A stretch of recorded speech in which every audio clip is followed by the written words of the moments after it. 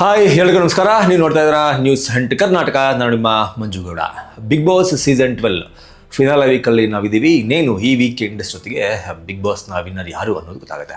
ಆದರೆ big boss season 12 ಆರಂಭ ಆಗೋದಕ್ಕಿಂತ ಮುಂಚೆ ಸಾಕಷ್ಟು ಗೊಂದಲಗಳಿತ್ತು. ಈ ಸೀಸನ್ನ ಹೋಸ್ಟ್ ಯಾರು ಮಾಡ್ತಾರೆ ಅಂತ. ಅಂದರೆ ಲಾಸ್ಟ್ ಸೀಸನ್ನಲ್ಲೇ 11th season is my last season ಅಂತ ಸುದೀಪ್ ಅವರು ಹೇಳಿದರು. ಅದಾದಮೇಲೆ ಯಾರು ಮಾಡ್ತಾರೆ ಅನ್ನೋ ಕುತೂಹಲ ಇತ್ತು. ಫೈನಲಿ ಸುದೀಪ್ ಅವರನ್ನೇ ಮತ್ತೆ ವಾಪಸ್ ಕರೆದುಕೊಂಡು ಬರೋದ್ರಲ್ಲಿ ಕಲರ್ಸ್ ಕನ್ನಡ ವಾಹಿನಿ ಯಶಸ್ವಿಯಾಗಿತ್ತು. ಸೊ ಸೀಸನ್ 12 ಈ ಹಿಂದಿನ ಸೀಸನ್ಗಳಂತೆ ಸ್ಟಾರ್ಟ್ ಕೂಡ ಆಯಿತು. ಆದರೆ ಈ ಬಾರಿಯ ಸೀಸನ್ನಲ್ಲಿ ಆರಂಭದಿಂದ ಇಲ್ಲಿಯವರೆಗೂ ನಾವು ನೋಡ್ಕೊಳ್ತಾ ಬಂದರೆ ಆರಂಭದಿಂದ ಇಲ್ಲಿಯವರೆಗೂ ಒಂದು ಲೆಕ್ಕ, ಅಂದರೆ ಲಾಸ್ಟ್ ವೀಕ್ ಪಂಚಾಯಿತಿ ನಡೆಯುವವರೆಗೂ ಒಂದು ಲೆಕ್ಕ, ಲಾಸ್ಟ್ ವೀಕ್ನ ಪಂಚಾಯಿತಿ ಆದಮೇಲೆ ಮತ್ತೊಂದು ಲೆಕ್ಕ ಅನ್ನೋ ಥರ ನನಗಂತೂ ಮೇಲ್ನೋಟಕ್ಕೆ ಕಾಣ್ತಾ ಇದೆ. ಈಗ ಆಲ್ರೆಡಿ ಲಾಸ್ಟ್ ವೀಕ್ನ ಪಂಚಾಯಿತಿಯಲ್ಲಿ ಸುದೀಪ್ ಸರ್ ಕೊಟ್ಟಂತಹ ಒಂದು ಡಿಸಿಷನ್, ಅಂದರೆ ತಗೊಂಡಂತಹ ಒಂದು ಡಿಸಿಷನ್ ಇದೀಗ ಬಿಗ್ ಬಾಸ್ ವೀಕ್ಷಕರ, ಸಾಕಷ್ಟು ಜನ ವೀಕ್ಷಕರ ಅಸಮಾಧಾನಕ್ಕೆ ಕಾರಣ ಆಗಿದೆ. ನಾನಂತೂ ಇನ್ಸ್ಟಾಗ್ರಾಮ್, ಫೇಸ್ಬುಕ್, ಯೂಟ್ಯೂಬ್ ಎಲ್ಲಿ ತೆಗೆದು ಓಪನ್ ಮಾಡಿ ನೋಡಿದ್ರೂ ಸಹ ಗಿಲ್ಲಿಗೆ ಸಪೋರ್ಟ್ ಮಾಡಿಕೊಂಡು ಹಾಗೂ ನಟ ಸುದೀಪ್ ಅವರು ತೆಗೆದುಕೊಂಡಂತಹ ಒಂದು ನಿರ್ಧಾರಕ್ಕೆ ವಿರೋಧವಾಗಿ ಎಲ್ಲರೂ ಕೂಡ ಕಮೆಂಟ್ ಸೆಕ್ಷನ್ಗಳಲ್ಲಿ ಕಮೆಂಟ್ ಮಾಡೋದು ಮಾತ್ರ ಅಲ್ಲ, ಸಾಕಷ್ಟು ವಿಡಿಯೋಗಳನ್ನು ಸಹ ಮಾಡಿ ಬಿಡ್ತಾ ಇದ್ದಾರೆ. ಇದು ಎಷ್ಟರ ಮಟ್ಟಕ್ಕೆ ಹೋಗಿದೆ ಅಂತಂದ್ರೆ, ನಿನ್ನೆ ಅಥವಾ ಮೊನ್ನೆ ನಟ ಸುದೀಪ್ ಅವರು ಕುಣಿಗಲ್ ಉತ್ಸವ ಎನ್ನುವ ಒಂದು ಕಾರ್ಯಕ್ರಮಕ್ಕೆ ಕುಣಿಗಲ್ಗೆ ಹೋಗಿರ್ತಾರೆ. ಆ ಸ್ಟೇಜ್ ನಲ್ಲಿ ಹೋಗಿ ಬಿಗ್ ಬಾಸ್ ಬಗ್ಗೆ ಮಾತನಾಡುವಂತಹ ಸಂದರ್ಭದಲ್ಲಿ ಹಾಗೂ ಅವರು ಅಲ್ಲಿಂದ ವಾಪಸ್ ಬರುವಂತಹ ಸಂದರ್ಭದಲ್ಲಿ ಸಾಕಷ್ಟು ಜನ ಅಭಿಮಾನಿಗಳು ಸುದೀಪ್ ಅವರ ಮುಂದೆನೆ ಗಿಲ್ಲಿ ಗಿಲ್ಲಿ ಅಂತ ಕೂಗುವ ಮೂಲಕ ಸುದೀಪ್ ಅವರಿಗೆ ಒಂದಷ್ಟು ಮುಜುಗರ ಉಂಟು ಮಾಡುವಂತಹ ಸಿಚುವೇಶನ್ ಅನ್ನ ಸಹ ಕುಣಿಗಲ್ ಉತ್ಸವದಲ್ಲಿ ನಿರ್ಮಾಣ ಮಾಡಿದ್ದಾರೆ. ಇದು ಎಷ್ಟರ ಮಟ್ಟಕ್ಕೆ ಬಂದು ನಿಂತ್ಕೊಂಡಿದೆ ಅಂತಂದ್ರೆ, ಒಂದು ಕಡೆ ನಟ ಗಿಲ್ಲಿಯ ಅಭಿಮಾನಿಗಳು, ಮತ್ತೊಂದು ಕಡೆ ನಟ ಕಿಚ್ಚನ ಅಭಿಮಾನಿಗಳು ಅನ್ನೋ ಅಷ್ಟರ ಮಟ್ಟಕ್ಕೆ ಈ ಒಂದು ಸೋಷಿಯಲ್ ಮೀಡಿಯಾ ವಾರ್ ಹಾಗೂ ಬಿಗ್ ಬಾಸ್ ನಲ್ಲಿ ಗಿಲ್ಲಿಯನ್ನ ಇಷ್ಟಪಡುವಂತಹ ಅವರ ಅಭಿಮಾನಿಗಳು ಮಾಡ್ತಾ ಇದ್ದಾರೆ ಅಂತ ಹೇಳ್ಬೋದು. ಅದರಲ್ಲೂ ಒಂದಷ್ಟು ಜನ ಈ ಹಿಂದಿನ ಸಾಕಷ್ಟು ಸೀಸನ್ಗಳಲ್ಲೂ ಸಹ ಹೀಗೆ ಆಗಿದೆ. ಅದರಲ್ಲೂ ಅರುಣ್ ಸಾಗರ್ ಅವರು ಇದ್ದಂತಹ ಸೀಸನ್ನಲ್ಲಿ ಅರುಣ್ ಸಾಗರ್ ಅವರೇ ಬಿಗ್ ಬಾಸ್ ವಿನ್ನರ್ ಆಗಬೇಕಾಗಿತ್ತು. ಆದರೆ ಆ ಸೀಸನ್ನಲ್ಲಿ ಇಡೀ ಸೀಸನ್ನ ಪೂರ್ತಿ ಬಿಗ್ ಬಾಸ್ನಲ್ಲಿ ಎಂಟರ್ಟೈನ್ಮೆಂಟ್ ಅನ್ನ ಮಾಡಿದಂತಹ ಅರುಣ್ ಸಾಗರ್ ಅವರನ್ನ ಬಿಟ್ಟು ಬೇರೆಯವ್ರನ್ನ ಗೆಲ್ಲಿಸಲಾಯಿತು. ಈ ಸೀಸನ್ನಲ್ಲೂ ಸಹ ಅದೇ ರೀತಿಯ ಪ್ಲಾನ್ ಅನ್ನ ಕಲರ್ಸ್ ಕನ್ನಡ ವಾಹಿನಿ ಮಾಡ್ಕೊಂಡಿರ್ಬೋದು. ಹಾಗಾಗಿನೇ ಕಳೆದ ವಾರದ ಪಂಚಾಯಿತಿಯಲ್ಲಿ ಇಡೀ ಸೀಸನ್ನ ಚಪ್ಪಾಳೆ ಧ್ರುವಂತ್ ಅವ್ರಿಗೂ ಹೋಯಿತು, ವಾರದ ಚಪ್ಪಾಳೆ ಅಶ್ವಿನಿ ಅವರಿಗೆ ಬಂತು. ಗಿಲ್ಲಿ ನಟನನ್ನ ಗೆಲ್ಲಿಸಬಾರದು ಅನ್ನೋದಕ್ಕೇನೆ ಈ ರೀತಿಯ ಡಿಸಿಷನ್ಸ್ಗಳನ್ನ ಸುದೀಪ್ ಅವರು ಹಾಗೂ ಚಾನಲ್ ಅವರು ತೆಗೆದುಕೊಳ್ತಾ ಇದ್ದಾರೆ ಅನ್ನೋದು ಸಾಕಷ್ಟು ಜನ ಅಭಿಮಾನಿಗಳ ಒಂದು ಡೌಟ್. ಈ ರೀತಿ ಜನ ಮಾತನಾಡ್ಕೊಳ್ಳೋದಕ್ಕೂ ಸಾಕಷ್ಟು ಕಾರಣಗಳಿದೆ. ಯಾಕಪ್ಪ ಅಂತಂದ್ರೆ, ಇಡೀ ಸೀಸನ್ನಲ್ಲಿ ಬೇರೆಯವ್ರ ಬಗ್ಗೆ ಕೆಟ್ಟದಾಗಿ ಮಾತನಾಡೋದು, ಬೇರೆಯವ್ರ ಬಗ್ಗೆ ಕೆಟ್ಟದಾಗಿ ಕಮೆಂಟ್ ಮಾಡೋದು, ಎಸ್ ಕೆಟಗರಿ, ಅಸಹ್ಯ, ಅದು ಇದು ಅಂತ ಬೇರೆಯವರ ಕಾಲಿಡೋದು, ತನ್ನನ್ನ ತಾನು ಹೊಗಳುಕೊಂಡು ಬೇರೆಯವರನ್ನ ತೆಗಳುವಂತಹ ಕೆಲಸವನ್ನೇ ಮಾಡಿಕೊಂಡು ಬಂದಂತಹ ಅಶ್ವಿನಿ ಹಾಗೂ ಧ್ರುವಂತ್, ಈ ಇಬ್ಬರಿಗೂ ಸಹ ಲಾಸ್ಟ್ ಪಂಚಾಯಿತಿಯಲ್ಲಿ ಚಪ್ಪಾಳೆ ಸಿಕ್ಕಿದ್ದು ಬಿಗ್ ಬಾಸ್ ವೀಕ್ಷಕರಿಗೆ, ಯಾರ ಫ್ಯಾನ್ಸ್ಗೂ ಅಲ್ಲ, ಎಸ್ಪೆಷಲಿ ಬಿಗ್ ಬಾಸ್ ಫ್ಯಾನ್ಸ್ಗೆ ಹಾಗೂ ಬಿಗ್ ಬಾಸ್ ವೀಕ್ಷಕರಿಗೇನೆ ಅದು ಇಷ್ಟ ಆಗಿಲ್ಲ. ಇನ್ನ ಈ ವಿಚಾರಕ್ಕೆ ಬಂದ್ರೆ, ನಾವು ಕೂಡ ಆರಂಭದಿಂದ ಇಲ್ಲಿಯವರೆಗೂ ಬಿಗ್ ಬಾಸ್ ಸೀಸನ್ ಅನ್ನ ನೋಡ್ಕೊಂಡು ಬಂದಿರೋದ್ರಿಂದ ಗಿಲ್ಲಿ ಈ ವಿಚಾರಗಳಲ್ಲಿ, ಅಂದ್ರೆ ಬೇರೆಯವರ ಬಗ್ಗೆ ಕೆಟ್ಟದಾಗಿ ಮಾತನಾಡುವ ವಿಚಾರದಲ್ಲಿ, ಬೇರೆಯವರಿಗೆ ತೇಜೋವಧೆ ಮಾಡುವಂತಹ ಮಾತುಗಳನ್ನ ಆಡುವಂತಹ ವಿಚಾರದಲ್ಲಿ, ಹೆಣ್ಣು ಮಕ್ಕಳಿಗೆ ಗೌರವವನ್ನ ಕೊಡುವಂತಹ ವಿಚಾರದಲ್ಲಿ, ಹಾಗೂ ಬಿಗ್ ಬಾಸ್ ಮನೆ ಒಳಗಡೆ ಕನ್ನಡವನ್ನ ಮಾತನಾಡುವ, ಕನ್ನಡವನ್ನ ಬರೆಯುವ ವಿಚಾರದಲ್ಲಿ, ಈ ಎಲ್ಲಾ ವಿಚಾರದಲ್ಲೂ ಸಹ ಈ ಇಬ್ಬರಿಗಿಂತಲೂ ಸಹ ಬೆಸ್ಟ್ ಇದ್ದಾರೆ. ಹಾಗೂ ಸೀಸನ್ 12ರ ಇಡೀ ಸೀಸನ್ನ ಎಂಟರ್ಟೈನರ್ ಅಂತ ಸುದೀಪ್ ಅವರು ಧ್ರುವಂತ್ ಅವರಿಗೆ ಒಂದು ಚಪ್ಪಾಳೆಯನ್ನ ಕೊಟ್ಟರಲ್ಲ, ಅದು ಗಿಲ್ಲಿಗೆ ಹೋಗಬೇಕಾಗಿತ್ತು. ಆ ಒಂದು ಚಪ್ಪಾಳೆಗೆ ಧ್ರುವಂತ್ ಯೋಗ್ಯ ಅಲ್ಲ ಅನ್ನೋದು ಸಾಕಷ್ಟು ಜನರ ವಾದ.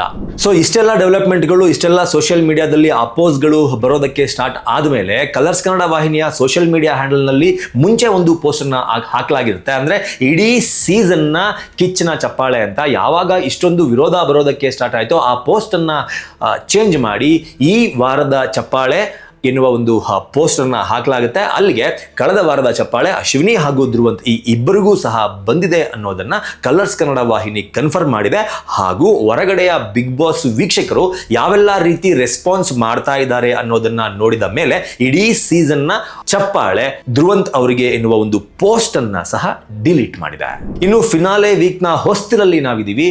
ಈ ಸೀಸನ್ ನ ಬಿಗ್ ಬಾಸ್ ನ ಯಾರು ಗೆಲ್ತಾರೆ ಅಂತ ಡೌಟ್ ಅನ್ನ ಸಾಕಷ್ಟು ಜನ ಇಟ್ಕೊಂಡಿಲ್ಲ. ಈ ಸೀಸನ್ ನ ಬಿಗ್ ಬಾಸ್ ನ ಗಿಲ್ಲಿ ಗೆಲ್ಲೋದು ಕನ್ಫರ್ಮ್, ಯಾವುದೇ ಕಾರಣಕ್ಕೂ ಗಿಲ್ಲಿ ಸೋಲಲ್ಲ. ಯಾಕೆ ಅಂತಂದರೆ ಆರಂಭದಿಂದ ಇಲ್ಲಿಯವರೆಗೂ ನಮ್ಮನ್ನೆಲ್ಲ ನಗಿಸ್ಕೊಂಡು ಎಂಟರ್ಟೈನ್ ಮಾಡಿಕೊಂಡು ಬಂದಿರೋದು ಗಿಲ್ಲಿ ನಟ ಮಾತ್ರ. ಹಾಗಾಗಿ ಗಿಲ್ಲಿ ನಟನೇ ಬಿಗ್ ಬಾಸನ್ನು, ಈ ವರ್ಷದ ಬಿಗ್ ಬಾಸನ್ನು ಗೆಲ್ಲೋದು ಎನ್ನುವ ಒಂದು ಟ್ರೆಂಡ್, ಒಂದು ಹವಾ ಸೋಷಿಯಲ್ ಮೀಡಿಯಾದಲ್ಲಿ ಸೃಷ್ಟಿ ಆಗಿದೆ ಅಂತಂದರೆ ತಪ್ಪಾಗಲ್ಲ. ಈ ಮಾತನ್ನು ನಾನು ಯಾಕೆ ಹೇಳ್ತೀನಿ ಅಂತಂದರೆ ನೀವೇ ನೋಡಿ. ಕೊಳೆಗಾಲದಿಂದ ಇಲ್ಲಿ ನಮ್ಮ ಗಿಲ್ಲಿ ನಟಕ್ಕೆ ಯಾವ್ದು ಜಾತಿ ಧರ್ಮ ಇಲ್ಲ, ನಮ್ಮ ಸಪೋರ್ಟ್ ಗಿಲ್ಲಿ ನಟಿಗೆ ಯಾವತ್ತು గిల్లి నట నమ్ సపోర్ట్ ఈ సల కప్ యార్దన గిల్లి నట గిల్లీని అభిమానించే వాళ్ళందరూ బీ అలర్ట్. శనివారం రోజు జరిగిన ఎపిసోడ్ చూస్తేనే తెలిసిపోతుంది గిల్లీకే కప్పు రాకుండా చేయాలనుకుంటున్నారు అని అర్థమవుతుంది. అందుకోసమే ఆదివారం రాత్రి 10:30 ఎపిసోడ్ ముగిసిన వెంటనే ఓటింగ్ లైన్స్ ఓపెన్ అవుతాయి. ప్రతి ఒక్కరూ జియో హాట్‌స్టార్కి వెళ్ళి 99 ఓట్లు గుద్దితే అది ఎలా గిల్లీకి కప్పు రాదో మనము చూద్దాం. ఓట్ ఫర్ గిల్లీ.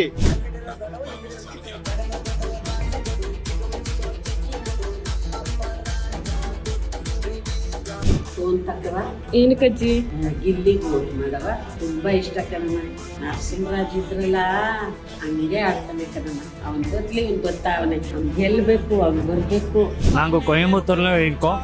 இங்கே வந்து கன்னடா பிக் பாஸ் ಗಿಲ್ಲಿ ನಟ ಇಂಗುಲ್ದು ಎಪಿಸೋಡ್ ಡೈಲಿ பார்க்குறோம் நாங்கள். ಈ ಎಲ್ಲ ವಿಡಿಯೋಗಳನ್ನು ನೋಡಿದಾಗ ನನಗನ್ಸಿದ್ದು ದೇಶ, ಭಾಷೆ, ಜಾತಿ, ಧರ್ಮ, ವಯಸ್ಸು, ಗಿಲ್ಲಿ ನಟ ಅಂತ ಬಂದಾಗ ಬಿಗ್ ಬಾಸ್ ಸೀಸನ್ 12ನ ವಿನ್ನರ್ ಯಾರು ಆಗಬೇಕು ಎನ್ನುವ ವಿಚಾರ ಬಂದಾಗ ಈ ಯಾವುದೂ ಕೂಡ ಗಿಲ್ಲಿ ವಿಚಾರದಲ್ಲಿ ಮ್ಯಾಟ್ರೇ ಆಗ್ತಿಲ್ಲ. ಯಾವ ದೇಶದಲ್ಲಾದರೂ ಇರ್ತೀವಿ ನಾವು ಗಿಲ್ಲಿಗೆ ಓಟ್ ಹಾಕ್ತೀವಿ, ಯಾವ ಭಾಷೆ ಬೇಕಾದ್ರೂ ಮಾತಾಡ್ತೀವಿ, ಯಾವ ರಾಜ್ಯದಲ್ಲಿ ಬೇಕಾದರೂ ಇರ್ತೀವಿ ನಾವು ಗಿಲ್ಲಿಗೆ ಓಟ್ ಹಾಕ್ತೀವಿ, ನಾವು ಯಾವ ಧರ್ಮದವರಾಗಿದ್ರೂ ಪರವಾಗಿಲ್ಲ ನಮಗೆ ಗಿಲ್ಲಿ ನಟ ತುಂಬಾ ಇಷ್ಟ. ಅದರಲ್ಲೂ ಒಬ್ರು ಅಜ್ಜಿ ಹೇಳಿದಂತಹ ಮಾತು ನನಗೆ ನಿಜವಾಗ್ಲೂ ಇಷ್ಟ ಆಯಿತು.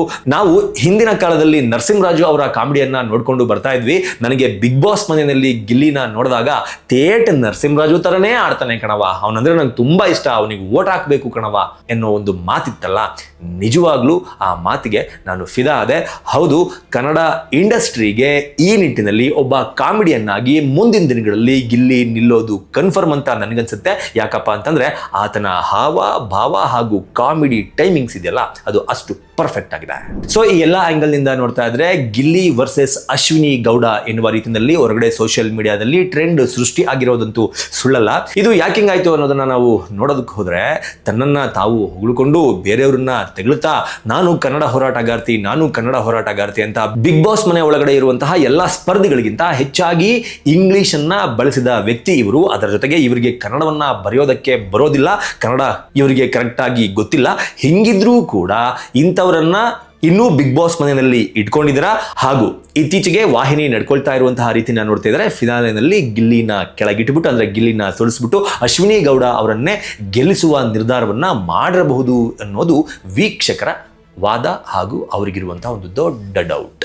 ಯಾಕೆ ಅಂದ್ರೆ ಈ ಹಿಂದೆ ಅವರು ಬಿಗ್ ಬಾಸ್ಗೆ ಹೋಗಾದ್ಮೇಲೆ ತಾನು ಕನ್ನಡ ಹೋರಾಟಗಾರ್ತಿ ಹಾಗೂ ನಟಿ ಅಂತ ಒಂದು ಅವರ ಡೆಸಿಗ್ನೇಷನ್ ಅನ್ನ ಇಟ್ಕೊಂಡು ಬಿಗ್ ಬಾಸ್ ಮನೆ ಒಳಗಡೆ ಎಂಟ್ರಿ ಕೊಟ್ಟಾದ್ಮೇಲೆ ಅವರು ತುಂಬಾ ಅಂದ್ರೆ ಈ ಹಿಂದೆ ಕೂಡ ಸಾಕಷ್ಟು ಜನರಿಗೆ ಗೊತ್ತಿರಬಹುದು, ಆದ್ರೆ ಬಿಗ್ ಬಾಸ್ ಅವರಿಗೆ ಇನ್ನೂ ಹೆಚ್ಚಿನ ನೇಮ್ ಫೇಮ್ ಅನ್ನ ತಂದು ಕೊಟ್ಟಿತ್ತು. ಸೊ ಅವರು ಬಿಗ್ ಬಾಸ್ ಮನೆ ಒಳಗಡೆ ಹೋದ ನಂತರ ಅವರ ಪ್ರೊಫೈಲ್ ಅನ್ನ ಆಬ್ವಿಯಸ್ಲಿ ಯಾರು ಇವರು ಅನ್ನೋ ಒಂದು ಪ್ರೊಫೈಲ್ ಅನ್ನ ಇನ್ಸ್ಟಾಗ್ರಾಮ್ ನಲ್ಲಿ ಎಲ್ಲರೂ ಕೂಡ ಹುಡುಕ್ತಾರೆ. ಹಾಗೆ ಇನ್ಸ್ಟಾಗ್ರಾಮ್ ನಲ್ಲಿ ಹುಡುಕುವಾಗ ಸೋಷಿಯಲ್ ಮೀಡಿಯಾ ಕಂಟೆಂಟ್ ಕ್ರಿಯೇಟರ್ ಗಳಿಗೆ ಸಿಕ್ಕಂತದ್ದು ಅವರು ಹೋರಾಟಗಾರ್ತಿ ಎನ್ನುವ ಒಂದು ಪದವನ್ನ ಸಹ ಅವರ ಸೋಷಿಯಲ್ ಮೀಡಿಯಾ ಹ್ಯಾಂಡಲ್ ನಲ್ಲಿ ಕರೆಕ್ಟ್ ಆಗಿ ಬರೆದುಕೊಳ್ಳೋದಕ್ಕೆ ಅವರಿಗೆ ಬಂದಿಲ್ಲ.